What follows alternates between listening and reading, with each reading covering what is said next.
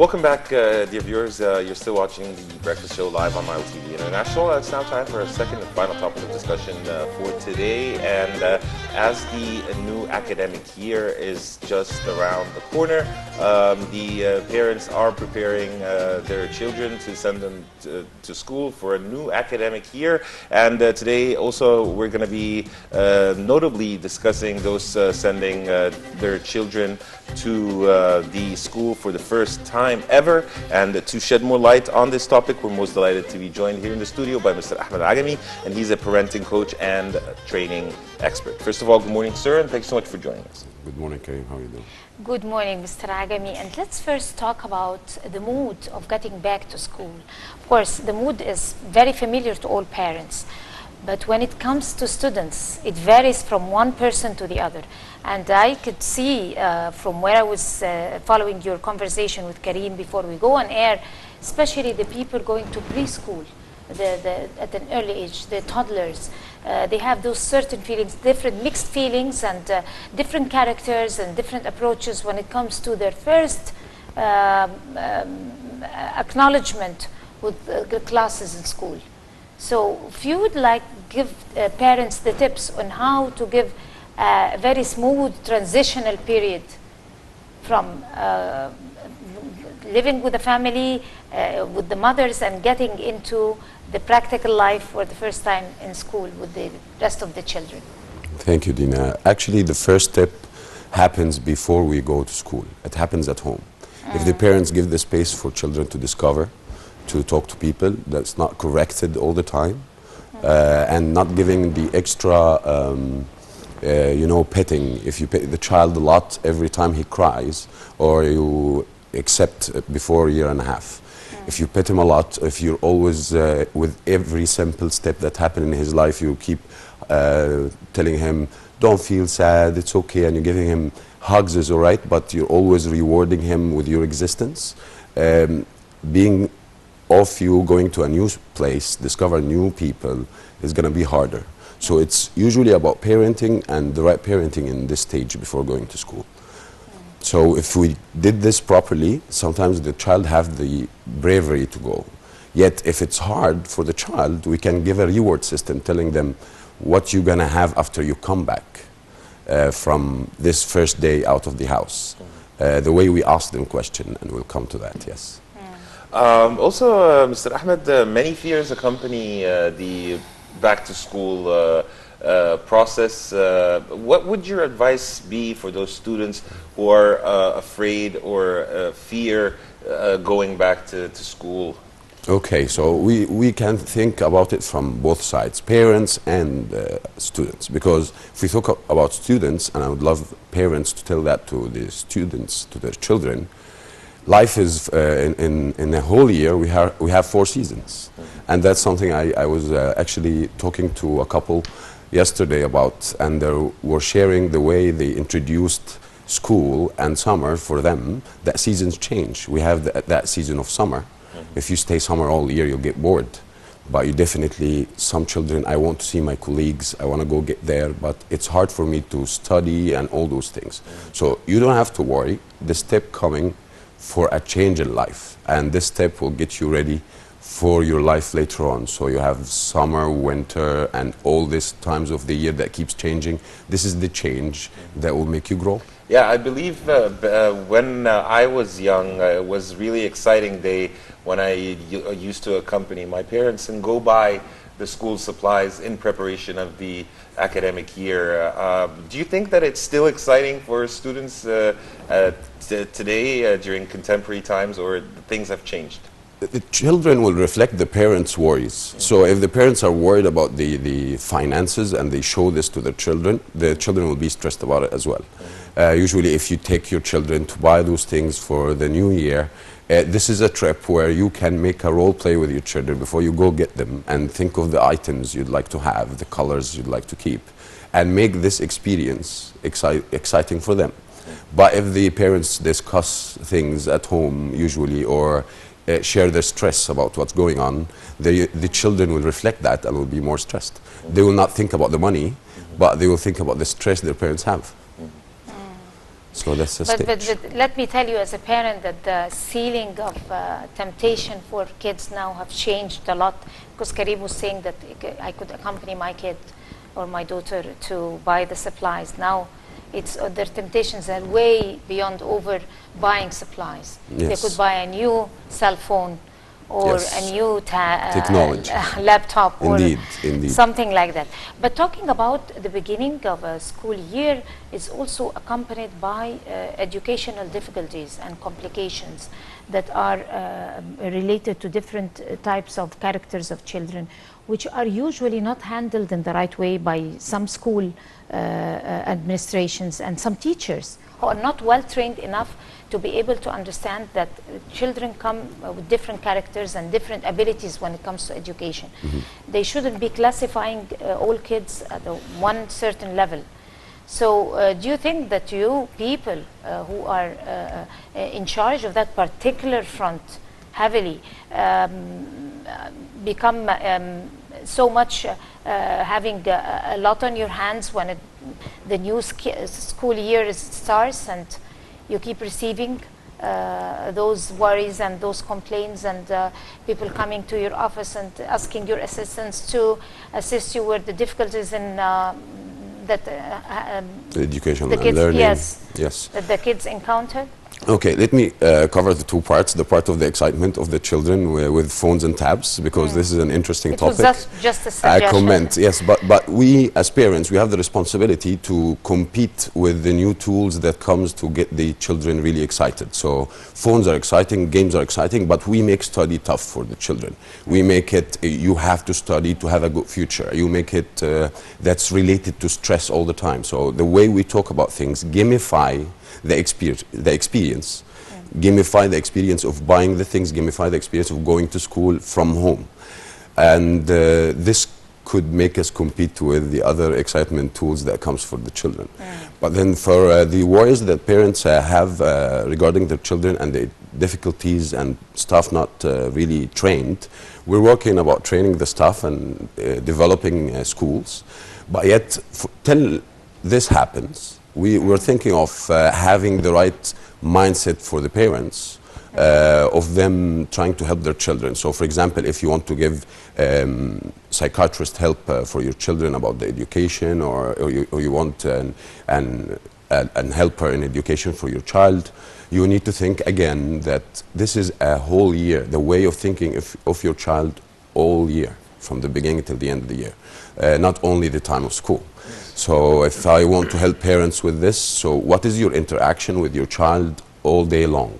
And where does your child see you, and how does he see you? Does he see you stressed? So try to take your stress away from the house for some times. Regarding the schools, people are developing this. If your child likes to move, for example, you said different children, kids have to stay at chair, sitting, all class. There's some children have a lot of movement and they like to move a lot. So get this child to do sports. If he do mistakes at home, let him do 10 push-ups. Let him do movement as much as you can, because when he go to school, it's going to be easy for him. And you might not need medicine anymore if you give him that.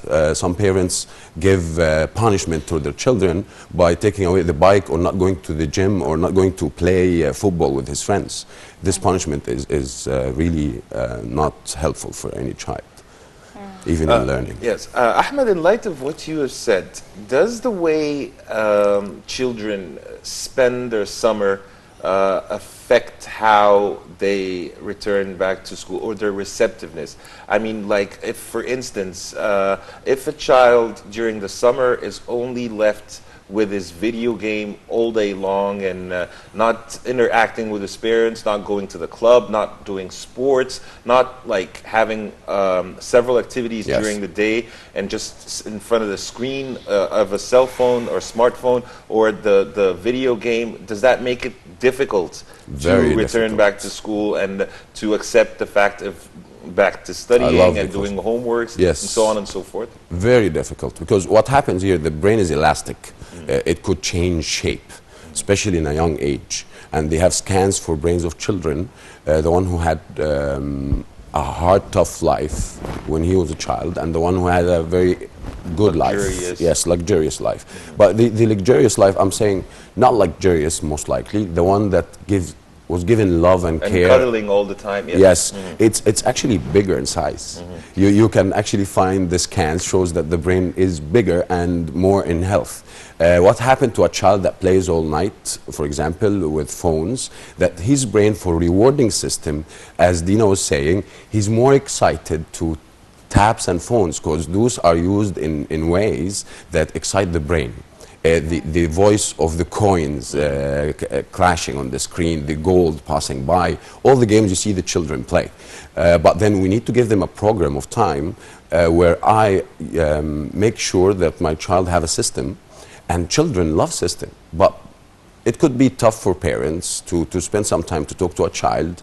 It's better for him to play in the phone. And that's a bit dangerous. Yesterday, I had a survey, a random survey, because I'm coming here today. So I asked 2 different people. First, children playing in the street, what's the most thing you don't like about going back to school? He said, going to bed early. So going to bed early is the toughest. I'm sure there is, in my parenting coaching, when I look at it, the way we send them to bed. And then I asked an Italian restaurant owner, he told me, my daughters goes to bed at 8. Summer, anytime, they go at 8. He said, they never go after 8.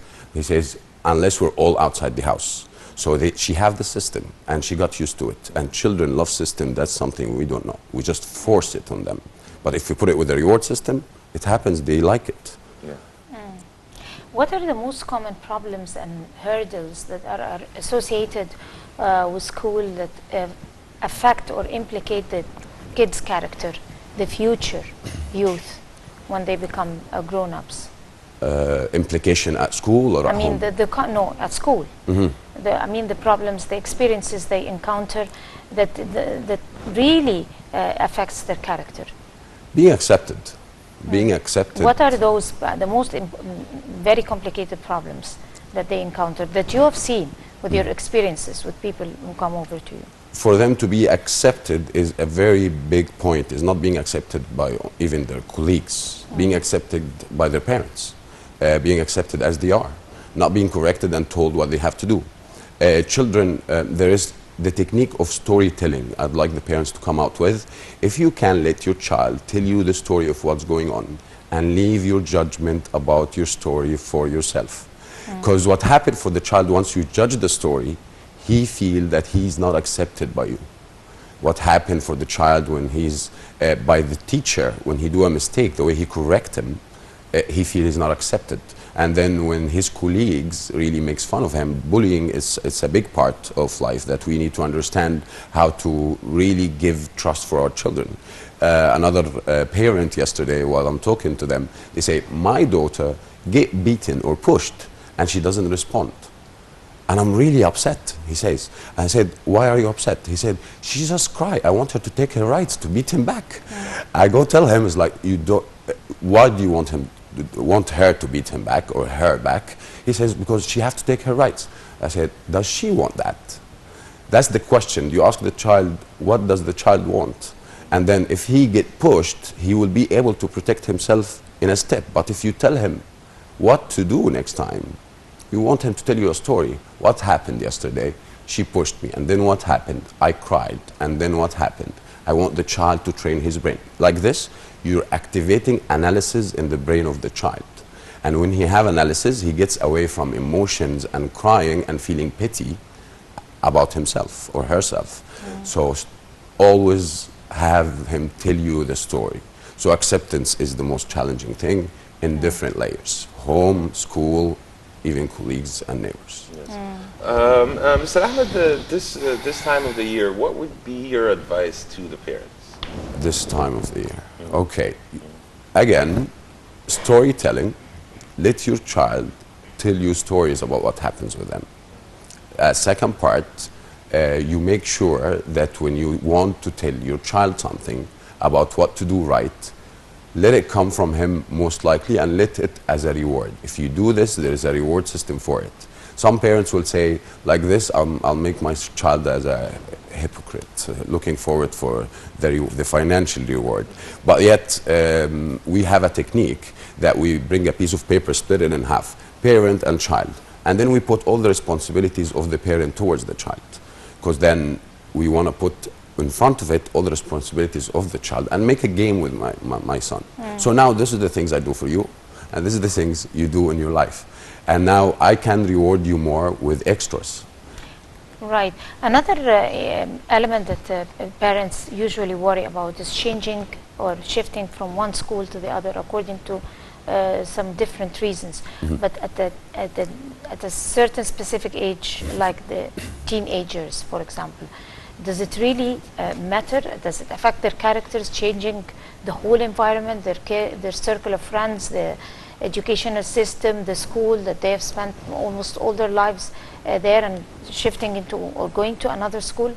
Does it really affect their characters and bother it? Definitely it does. And how could this phase be handled? It should be handled by the way we actually talk to our children. It's mostly to focus with them in the benefits of the movement, but yet it comes in an early age. If your children in a very young age, before 5 years old, don't get faced with separation anxiety situations. Like we talk about from 0 to 1.5, I always insist on this. If your child cry in the age 0 to 1.5 and doesn't get a response, he gets the fear of that he cannot trust anybody when he's older. So if you have someone that have problems in relationships, they might had a situation in that early age. So you have to work with them harder. So for all new parents who have children, your child, if he cries before 1.5 years, respond to it. The maximum, the mother stopped feeding her child at 2 years old or 1.5 years. And that's related. In science now they found out that the psychological crisis for a child till 1.5 years is trust. Do I trust the word or not? And that happened in that early age. But then if it's an adult, we need to role play it and see what's the benefits of it. We need them to tell a story even if they're teenagers. As we're wrapping up, Ahmed, your final comments, please. Okay, so my final comment, let's sum the tools we can use for such situations. First of all, role plays. We want to do role plays with the children before they go to school. If your child, you're worried about your child facing challenges and crying because they're going to school, you try to make sure that you do a role play before it. So bring the bag and do a role play. Let's prepare the bag and go to bed. Do this role play 2 weeks before school. We have a week or two for school to start. And then let's think again, keep your fears for yourself. The child have different fears. That's quite it. Mr. Ahmed Agami, parenting coach and training expert, we really appreciate your insight as always, and thank you so much for being with us on The Breakfast Show. Thank you so much. Thank you, Kareem. Thank you, Dina. Thank you. It's always A pleasure. And dear viewers, by this we come to the end of today's episode of The Breakfast Show. Just a quick recap of what we discussed. We talked about Egypt's reform program and the appraisal of the different international financial organizations. And we also talked about the back-to-school preparations and advice from our parenting coach here in the studio. Dear viewers, you're in the company of myself, Kareem Jamaluddin, and Dina Hussein. Thank you, Kareem. My pleasure. And till we meet again,